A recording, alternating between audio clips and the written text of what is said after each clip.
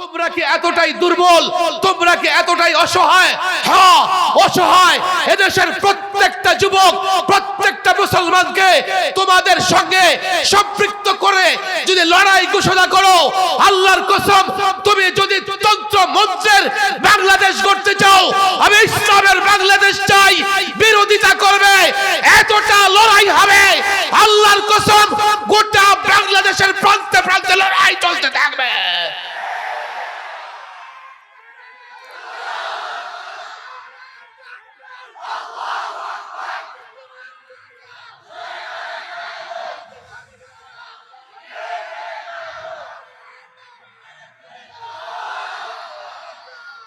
আমি বলি সিস্টেম পরিবর্তন করো।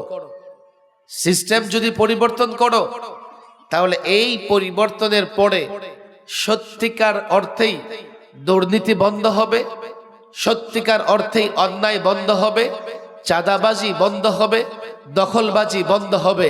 সিস্টেম পরিবর্তন না হলে ওই ঘুরে ফিরে আবার সেই দুর্নীতি, আবার সেই চাঁদাবাজি, আবার সেই দখলবাজি, আবার ফেসিবাদ কায়েম হবে। কথা ঠিক না বেঠিক?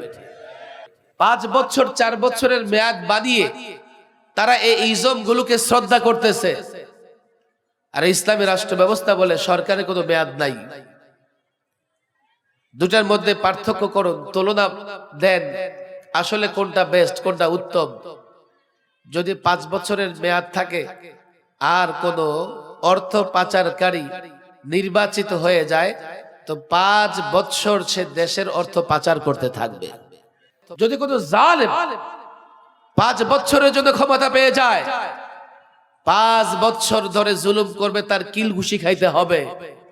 এরপরে ক্ষমতা ছাড়ার আগে দেশ ছেড়ে পালাবে, তার বিচারও করা যাবে না। আর যদি সরকার কোরআন সুন্নাহ মেনে জনগণের কল্যাণে কাজ না করে, 5 বছর কেন, তাকে 5 ঘন্টা সময় দেওয়া যাবে না। আর প্রচলিত রাষ্ট্র ব্যবস্থায় কি করে, যার চরিত্র নাই সেও প্রার্থী হইয়া মাইক ভাড়া করে, সিএনজি ভাড়া করে, রেকর্ড করে ছেড়ে দেয়, আর সারাদিন মাইক বাজতে থাকে, অমুকের চরিত্র ফুলের মতো পবিত্র, অমুকের দুনয়ন এলাকাবাসীর উন্নয়ন, অথচ তার চরিত্রের কোনো বালাই নাই। মারকাজু ফাইজিল কুরআন আল ইসলামী ঢাকার উদ্যোগে আয়োজিত দাওরায়ে হাদিস আদব ও হিফজ সমাপনকারী ছাত্রদের পাগড়ি প্রদান উপলক্ষে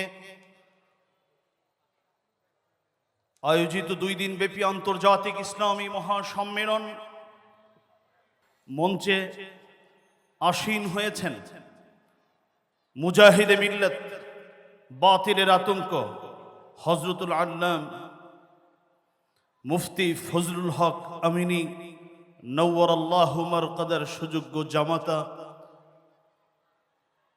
জামিয়া লালবাগের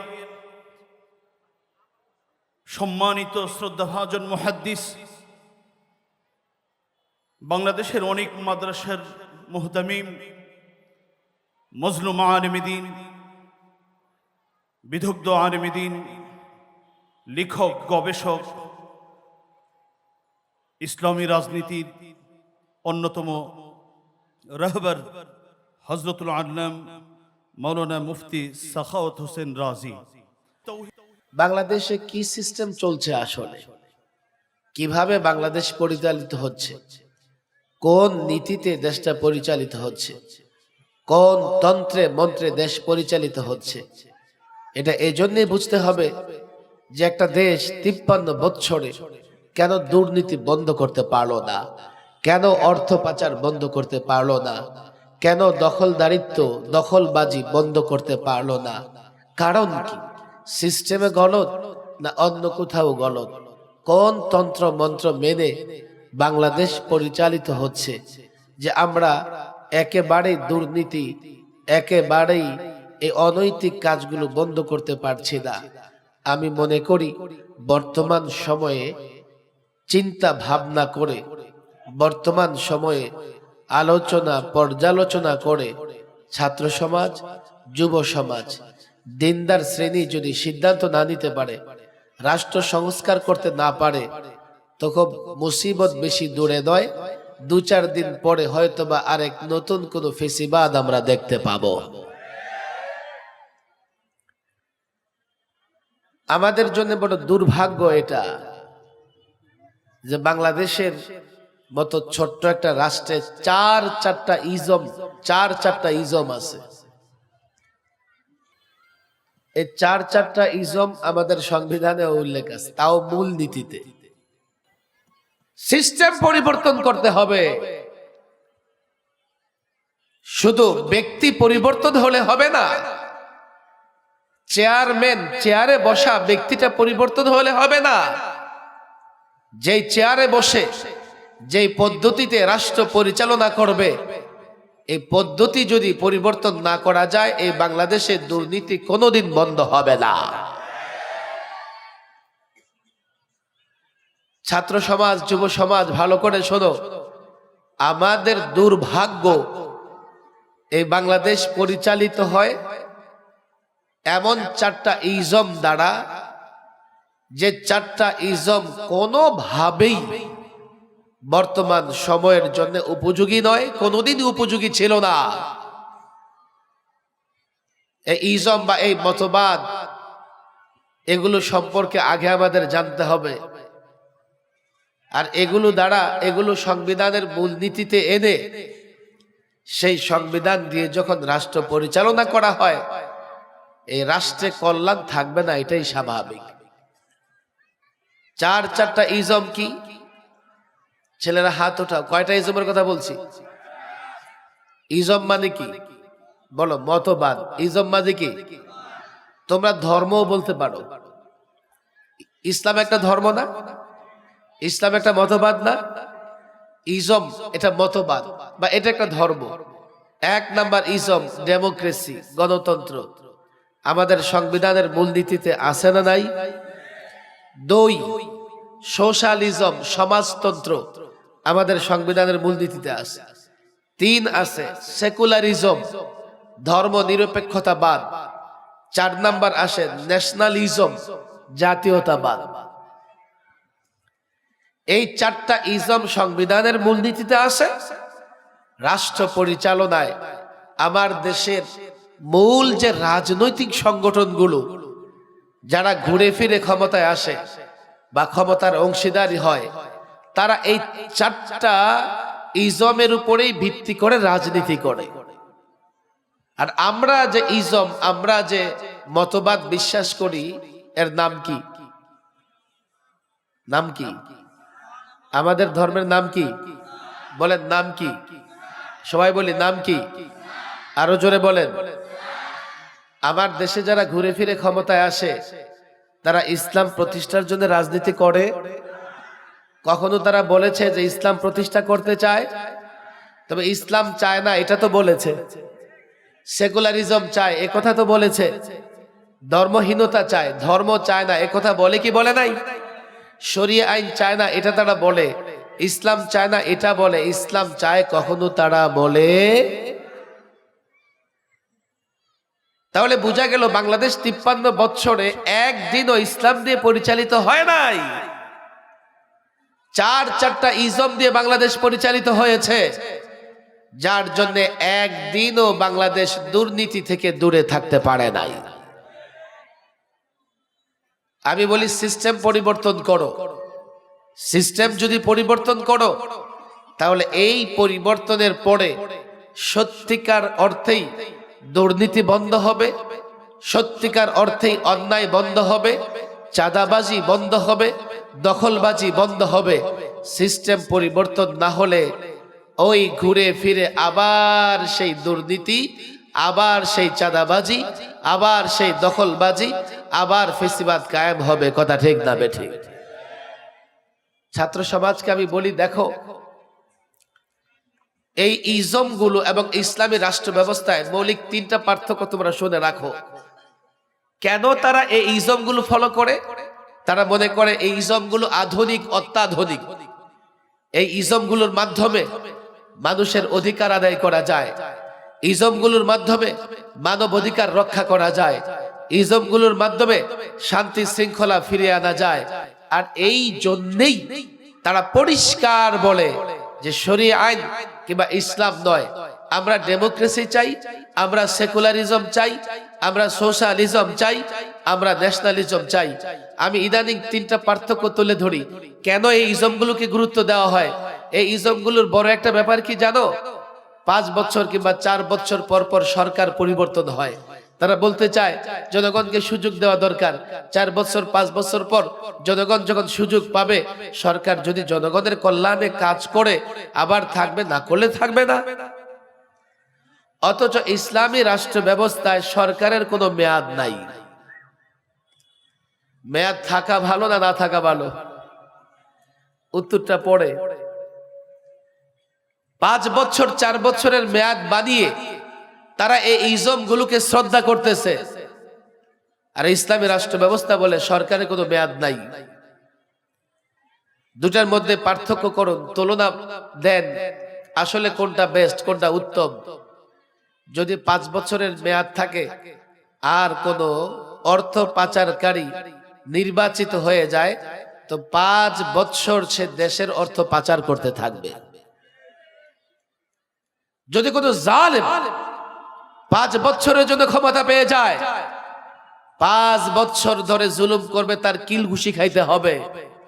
এরপরে ক্ষমতা ছাড়ার আগে দেশ ছেড়ে পালাবে, তার বিচারও করা যাবে না। ইসলামী রাষ্ট্র ব্যবস্থা সরকারের কোনো মেয়াদ নাই। বলবেন কেন?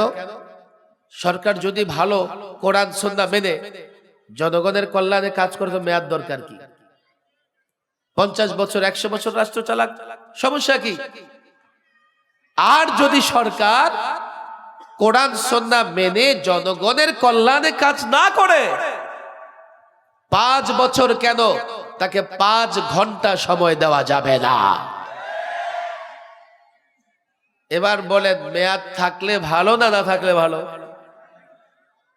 2 নম্বর পার্থক্য, প্রচলিত সিস্টেম আর ইসলামী রাষ্ট্র ব্যবস্থার 2 নম্বর পার্থক্য।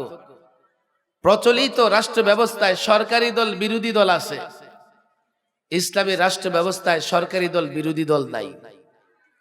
এখন প্রশ্ন হচ্ছে, সরকারি দল বিরোধী দল থাকলে ভালো না না থাকলে ভালো? একটু চিন্তা করলে বুঝবেন সরকারি দলের কাজটা কি। সরকার যা করে সরকারি দল তাকে সাপোর্ট করে। আমরা দেখেছি বাংলাদেশের 53 বছর রাজনীতিতে সরকার যদি কোরআন সুন্নাহ বিরোধী কিছু করে, তারপরেও সরকারি দলের লোকেরা সরকারকে সাপোর্ট করে। কথা ঠিক না বেঠিক? বিরোধী দলের কাজটা কি? বিরোধী দলের কাজ হচ্ছে সরকার যাহা কিছু করুক না কেন, ভালো কিংবা মন্দ, বিরোধী দল কেবল বিরোধিতাই করবে। ইসলামী রাষ্ট্র ব্যবস্থায় কোন সরকারি দল বিরোধী দল নাই। কেন নাই? সরকার যদি কোরআন সুন্নাহ মেনে জনগণের কল্যাণে কাজ করে, তো প্রত্যেকটা জনগণের উপর ওয়াজিব সরকারের আনুগত্য করা। এখানে আবার বিরোধী দলের প্রশ্ন কেন আসবে? কোন বিরোধিতা করবার সুযোগ নাই। আবার সরকার যদি কোরআন সুন্নাহর বাইরে গিয়ে কাজ করে, জনগণের কল্যাণের বাইরে গিয়ে কাজ করে, সরকারি দল হয়ে সরকারকে সমর্থন করার সুযোগ নাই। দেশের প্রত্যেকটা জনগণের উচিত হবে সরকারের বিরোধিতা করা। বোঝার চেষ্টা করো, এই যে পশ্চিমারা সিস্টেম তোমাদের উপর চাপায়া দিছে, এই সিস্টেমের কারণে কি হয়েছে? ক্ষমতায় বসে থাকে বাংলাদেশের চেয়ারে, তাদের সিস্টেম মানবার কারণে, তাদের তন্ত্র মন্ত্র মানবার কারণে তাদের গোলামি করা ছাড়া দেশ পরিচালনা করতে পারে না। এটা হচ্ছে তাদের সিস্টেম, তাদের তন্ত্র মন্ত্র মানবার কারণে। 3 নম্বর পার্থক্য, প্রচলিত নির্বাচনে, রাজনীতিতে, রাষ্ট্র ব্যবস্থায় প্রার্থী হওয়ার সুযোগ আছে। ইসলামী রাষ্ট্র ব্যবস্থায় সাধারণত প্রার্থী হওয়ার সুযোগ নাই, কোন কোন ক্ষেত্রে ভিন্ন। আর প্রচলিত রাষ্ট্র ব্যবস্থায় কি করে? যার চরিত্র নাই সেও প্রার্থী হইয়া মাইক ভাড়া করে, সিএনজি ভাড়া করে, রেকর্ড করে ছেড়ে দেয়, আর সারাদিন মাইক বাজতে থাকে, অমুকের চরিত্র ফুলের মতো পবিত্র, অমুকের দুনয়ন এলাকাবাসীর উন্নয়ন, অথচ তার চরিত্রের কোনো বালাই নাই। ইসলামী রাষ্ট্র ব্যবস্থায় সুযোগ নাই। লোকজন যাকে স্বচ্ছ মনে করবে এমন কাউকে দায়িত্ব দেবে। যখন প্রার্থী হওয়ার সুযোগ থাকতেছে, কালো টাকার মালিকেরা প্রার্থী হচ্ছে, আর কালো টাকা দিয়ে যুবকদের ক্রয় করে, কালো টাকা দিয়ে যুবকদের ক্রয় করে ফলাফল বাগিয়ে এনে দেশের টাকা পাচার করতেছে, দেশের মানুষের বিরুদ্ধে লড়াই যুদ্ধ পর্যন্ত করতেছে। যে সিস্টেমে দেশে শাসক নির্বাচন হয়, যেই সিস্টেমে রাষ্ট্র পরিচালিত হয়, আবারও বলি দেখো, যারা ঘুরে ফিরে ক্ষমতায় আসে কিংবা যারা ক্ষমতার অংশীদার হয়, সবাই এই চারটা সিস্টেমের কথাই বলে। কেউ ডেমোক্রেসির কথা বলে, কেউ সেকুলারিজমের কথা বলে, কেউ সোশ্যালিজমের কথা বলে, কেউ বা ন্যাশনালিজমের কথা বলে। তাহলে বোঝা গেল এই তন্ত্র মন্ত্র বা এই সিস্টেমে দুর্নীতিও বন্ধ হবে না, এই সিস্টেমে দেশের মানুষ কখনো ন্যায় বিচার পাবে না। বাকি থাকলো ইসলাম। মানুষ আসলে ইসলামটাকে দেখতে চায়, মানুষ ইসলামের সিস্টেমটাকে দেখতে চায়। ব্যর্থতার দায়ভার দিতে হবে আমাদেরকে। আমরা মানুষকে ইসলামের সিস্টেমটা বুঝাতে ব্যর্থ হয়েছি।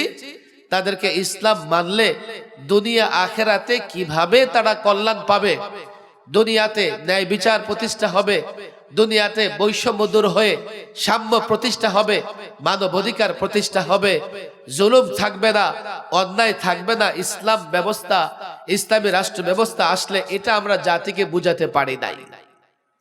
আলেম ওলামা ছাত্র জনতা যথেষ্ট বুঝে, জাতিকে যেহেতু বুঝিয়ে আমাদের সঙ্গে সম্পৃক্ত করতে পারি নাই।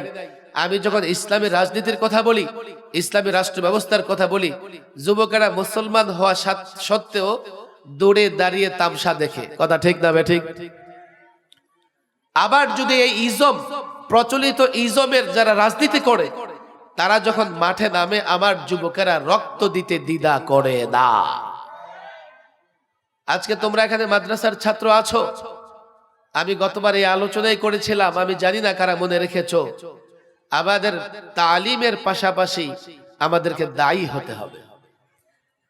তালিম অর্জন করে এই ইলম, যুক্তি, বাস্তবতা, প্রয়োজনে সায়েন্সের আশ্রয় নিয়ে প্রত্যেকটা যুবকের কাছে পৌঁছে দিতে হবে।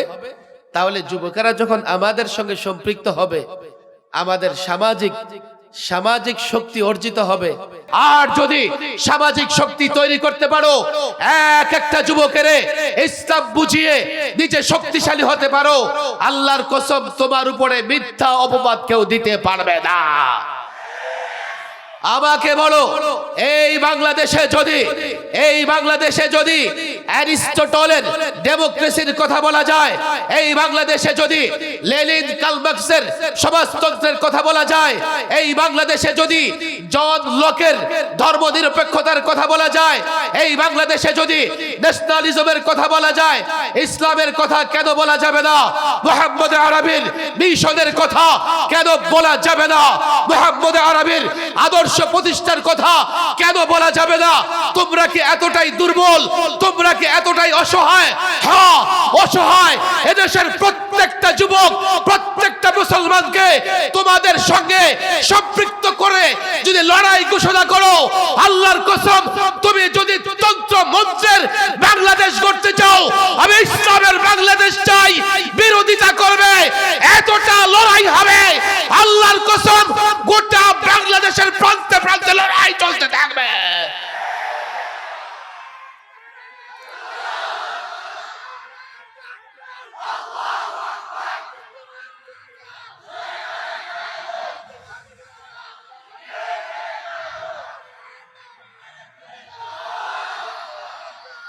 তোমরা একটু খেয়াল করে দেখো, মানব রচিত তন্ত্র মন্ত্র নিয়ে ওরা যতটা বাহাদুরি করে, আমরা ইসলামী খেলাফত নিয়ে মুখ খুলে ততটা কথাও বলতে পারি না। আমি তো চ্যালেঞ্জ করি, আসো, কোন বুদ্ধিজীবী আছে তোমাদের মাঝে? একদিকে তোমরা তোমাদের ইজম রাখো, আরেকদিকে আমরা আমাদের ইসলাম রাখবো। তখন তারা বলবে কি, না না না না, আমরাও তো মুসলমান, ওরাও মুসলমান। বলে তাহলে ইজমগুলো কেন মানো? এগুলো রাজনৈতিক বিষয়। তুমি কেমন মুসলমান? আমি তো মনে করি ইসলামে ব্যক্তি জীবন, সমাজ জীবন, রাষ্ট্র জীবনের সব সমস্যার সমাধান ইসলামে আছে না নাই? সমাধানের জন্য অন্য ইজম কেন মানতে হবে? অন্য ইজম কেন মানতে হবে? এর মানে হচ্ছে তোমার বিশ্বাস যে ইসলাম ব্যক্তি জীবনে সমস্যাগুলোর সমাধান দিতে পারলেও রাজনৈতিক জীবনে ইসলাম সমস্যাগুলোর সমাধান দিতে পারে না। আমি বলি, ওরে গন্ডমূর্খের দলেরা, আগে তো ইসলাম বুঝবার চেষ্টা করো। যদি না বুঝো আলেমদের কাছে আসো। কিন্তু ওরা ওদের দল বড় হবার কারণে, ওদের চেয়ার বড় হবার কারণে ওরা আলেমদের কাছে আসতে চায় না। আবার অনেকে আছে আলেমদের দোষ ত্রুটি খুঁজে বেড়ায়। আলেমের এই দোষ, আলেমের ওই দোষ। ডাক্তারের দোষ আছে না নাই? নাই, দোষ নাই। আরে কসাই মার্কা ডাক্তার আছে না নাই? ওদের বলে দিবা কাল থেকে অসুস্থ হলে ইঞ্জিনিয়ারের কাছে যাইও। বাস মার্কা ইঞ্জিনিয়ার আছে না নাই? ওদের বলে দিবা কাল থেকে বাড়ি নির্মাণ করতে হলে অ্যাডভোকেটের কাছে যাইও। আলেমের দোষ থাকতেই পারে, কোন কোন আলেম ব্যক্তিগতভাবে কোনো ত্রুটি বিচ্যুতি হতেই পারে। এরপরেও সমাধানের জন্য, কোরআন সুন্নাহর সমাধানের জন্য আলেমের কাছে যেতে হবে, ডাক্তার ইঞ্জিনিয়ারের কাছে গেলে হবে না। আমার দাওয়াত ও তাবলীগের ভাইয়েরা, দুজন ইঞ্জিনিয়ার দেশটাকে শেষ করে দিল, ওয়াসিফ সাহেব এবং নাসিম সাহেব। বাড়ি বানালে যাও তাদের কাছে। আমরা বলি না যে বাড়ি বানাতে। অবাক করা বিষয়, তোমরা যুক্তি চাও, আমি যুক্তি দিয়ে দিচ্ছি। একদিকে ইসলাম রাখো, আরেকদিকে ইজম রাখো। যদি বলো যে তোমরা রাজনৈতিক কারণে এই তন্ত্র মন্ত্র এগুলোকে ফলো করো, আমি তোমাদের চ্যালেঞ্জ করি, ইসলাম যে রাজনৈতিক দর্শন দিয়েছে, ইসলাম রাষ্ট্র পরিচালনার যে বিধান দিয়েছে, নীতি দিয়েছে, আমি ওপেন চ্যালেঞ্জ করি, আমি ইসলাম নিয়ে তোমাদের সঙ্গে বসবো একা, আর তোমরা ইজম নিয়ে কমপক্ষে 10 জন আসো। আসো। আমাদের জেনারেল শিক্ষায় শিক্ষিত যারা, তারা মনে করবে কি হুজুর এই ইসলাম দিয়ে কি এই যুগে চলে? আমি তাদের বলি, দেখো তোমরা তো আজকে বলতেছো, 1500 বছর আগে ইসলামের বিরুদ্ধে অভিযোগ ছিল ইসলাম চলে না। অথচ ইসলাম গোটা পৃথিবীকে কমপক্ষে 1000 বছর শাসন করেছে। আর তোমাদের তন্ত্রমন্ত্র সোশ্যালিজমের কথা বলে, অথচ এই সমাজতন্ত্র দিয়া রাশিয়া এক যুগও চলতে পারে নাই। রাশিয়া টুকরা টুকরা হয়ে গেছে। ব্রিটিশরা 200 বছর ভারত শাসন করেছে। অনেকে মনে করবে হুজুর ব্রিটেনে তো গণতন্ত্র আছে, দেখছেন কত ইউরোপ উন্নত হয়ে গেছে গণতন্ত্রের কারণে। তা আমি তারে বলি, তোমার 14 গোষ্ঠী বোকা। ব্রিটেনে কোনো নির্বাচন হয় না, শাসক রাজা নির্বাচন হয় না, সেখানে কর্মচারী নির্বাচন হয়। ব্রিটিশ যে রাজা, সে নির্বাচিত হয় না। বর্তমান যে চার্লস আছে, তাকে কে নির্বাচন করেছে? বংশানুক্রমে ব্রিটিশে রাজা হয়। তবে হ্যাঁ, ব্রিটিশে প্রধানমন্ত্রী লেভেলে একটা নির্বাচন হয়। আমি বলি সেটা কর্মচারী থেকে নেতা নির্বাচন হয়। মূল নেতা সে বংশানুক্রমে আসে। আমি জানি না এই কথাটা বুঝাইতে পারতেছে কিনা। ইউরোপ আমেরিকাকে গোটা পৃথিবী ফলো করে। সেই ইউরোপে গণতন্ত্র কোথায় আছে? 3য় শ্রেণীর নাগরিকদের জন্য। রাষ্ট্রের যে মূল চার্লস রাজা যিনি হন, তার কিন্তু কোনো নির্বাচন নাই। একেবারে মৃত্যু পর্যন্ত সে রাজা। সে মরলে তার বংশের আরেকজন রাজা। এবার আসেন আমেরিকার নির্বাচন সিস্টেম। আমেরিকার নির্বাচন সিস্টেম নিয়ে অনেক কথা আছে। দুঃখের বিষয় হলো, সেই বিতর্কিত বিষয়গুলো, ডেমোক্রেসি বা সোশ্যালিজম, রাশিয়ার সমাজতন্ত্র, ইউরোপ আমেরিকার গণতন্ত্র, এটা আমার দেশে যখন আমদানি হয়েছে, আমার দেশের লোকেরা এটাকে কোরআন কিতাবের উপরে প্রাধান্য দিয়ে ফেলেছে। মানুষ ধর্মমতকে এতটা প্রাধান্য দেয় না। এগুলো নিয়ে বিতর্কই করা যায় না। এগুলো নিয়ে বিতর্ক করলে ইসলামী শাসন ব্যবস্থার কথা বললে বলে জঙ্গিবাদ আর মৌলবাদ। আমি তো বলি সমস্ত তন্ত্র মন্ত্রের মেয়াদ শেষ হয়ে গেছে। এই ছাত্র জনতা, লম্বা কথা বলবার সুযোগ নাই, একটু খেয়াল করো। এই তন্ত্র মন্ত্রগুলো কিছুদিন আগে জাতির সমস্যা নিরসনের জন্য উদ্ভব হয়েছে। এখন এই জাতি বিশ্ব বুঝে গেছে এই তন্ত্র মন্ত্র দিয়ে জাতির সমস্যাগুলোর সমাধান হবে না। এখন জাতি হতাশ, জাতি এখন নৈরাশ। তারা আরেকটা ফর্মুলা দেখতে চায়, আরেকটা তন্ত্র মন্ত্র দেখতে চায়, যার মাধ্যমে তাদের মৌলিক সমস্যাগুলোর সমাধান হবে। এই সময়ে যদি তুমি ইসলামকে জাতির সামনে তুলে ধরতে না পারো, এই সময়ে যদি ইসলামকে তুমি জাতির সঙ্গে পরিচয় করিয়ে দিতে না পারো, চীন থেকে কেউ দাঁড়িয়ে যাবে আরেক থিওরি নিয়া, ভারত থেকে কেউ দাঁড়িয়ে যাবে আরেক থিওরি নিয়া। জাতি যেহেতু হতাশ, মানুষ যেহেতু হতাশ, তারা আবার সেই থিওরিকে আপন করে নেবে। তখন কিন্তু তুমি ফেসিবাদ আর জুলুমের বৃত্ত থেকে বের হতে পারবে না। এখন একটা সময়, আমি গোটা পৃথিবীতে দেখছি, আমি বাংলাদেশে দেখছি, এখন যদি তোমরা ইসলামের মতো একটা কমপ্লিট কোড অফ লাইফ, ইসলাম যেহেতু শান্তির ধর্ম, শৃঙ্খলার ধর্ম, সুন্দরের ধর্ম, সৌন্দর্যের ধর্ম, সাম্যের ধর্ম, মানবতা বোধের ধর্ম, মানবাধিকারের ধর্ম, ন্যায় বিচারের ধর্ম, সুষম অর্থ ব্যবস্থার ধর্ম, ইসলাম নিয়ে যদি জাতির পাশে দাঁড়াতে চাও, জাতি তোমাকে যদি গ্রহণ করে, তুমি এই ইসলাম দিয়ে আরো 1000 বছর পৃথিবী শাসন করতে পারবে। বোঝার চেষ্টা করো। যদি এখন ইসলাম নিয়ে তোমরা জাতির পাশে না দাঁড়াতে পারো, ভালো খাবার, ক্ষুধার্ত ব্যক্তির কাছে ভালো খাবার না থাকলে সে নোংরা খাবার খেয়ে পেট ভরার চেষ্টা করে। এই মাহফিলগুলোতে আজকে আমি একটা ওয়াদা নিব ছাত্র জনতার কাছ থেকে, নতুন করে আমাদের কাজ করতে হবে। দেখো, এই যুব সমাজকে আমাদের সঙ্গে সম্পৃক্ত করতে হবে। যুব সমাজকে যদি আমরা সম্পৃক্ত করতে না পারি, আমরা কিন্তু মাথা উঁচু করে আর দাঁড়াতে পারবো না। না হলে আবার এক নতুন ফর্মুলা এসে, নতুন তন্ত্র মন্ত্র এসে আমার ইসলামের উপরে মাতাব্বরি করবার চেষ্টা করবে। আমি গতবার একই আলোচনা করেছি, ইসলামটা পূর্ণাঙ্গ ইসলাম জানবার চেষ্টা করবো তো ইনশাআল্লাহ। হাত তোলা, ওয়াদা করো। শুধু মাহফিলে কানের মোজা আর বক্তার মুখের মোজার কোনো মানে আছে? হাত লম্বা করে, হাত। ইসলামটা পূর্ণাঙ্গ ইসলাম জানবার চেষ্টা করবো তো ইনশাআল্লাহ। সবাই বলি, চেষ্টা করবো তো ইনশাআল্লাহ। 2 নাম্বার ওয়াদা, এই পূর্ণাঙ্গ ইসলাম জেনে বুঝে মানুষের কাছে প্রচার করবো তো ইনশাআল্লাহ। দুর্বল ওয়াদা, পাক্কা ওয়াদা করবো তো ইনশাআল্লাহ। ফাইনালি একটা কথা, বাংলাদেশে হাফিজ হুজুর রাহিমাহুল্লাহ ইসলাম প্রতিষ্ঠা, খেলাফত প্রতিষ্ঠার জন্য কাজ করে গেছেন। করেন না? করেন নাই? হযরত হাফিজ হুজুরের সূত্র ধরে এখন যারা মাঠে কাজ করতেছে, রহমানিয়া, লালবাগ বা চরমনাই, সূত্র হযরত হাফিজ হুজুর রাহিমাহুল্লাহ। হযরত হাফিজ হুজুর রাহিমাহুল্লাহ সূত্র ধরে লালবাগ কেন্দ্রিক আল্লামা মুফতি আমিন রাহিমাহুল্লাহ এদেশে খেলাফত প্রতিষ্ঠা, এদেশে ইসলামী শাসন প্রতিষ্ঠার কাজ করেছে। আমরা চেষ্টা করতেছি। দেখো, তোমরা আমাদের এই ছোট্ট চেষ্টাকে ছোট মনে করো না। আমি জানি ছোট চেষ্টা, এই চেষ্টাকে অব্যাহত রাখতে গিয়েই গত ফেসিবাদের আমলে 3 বার সরকারি মেহমান হওয়া লাগছে, মাসের পর মাস রিমান্ড খাটা লাগছে।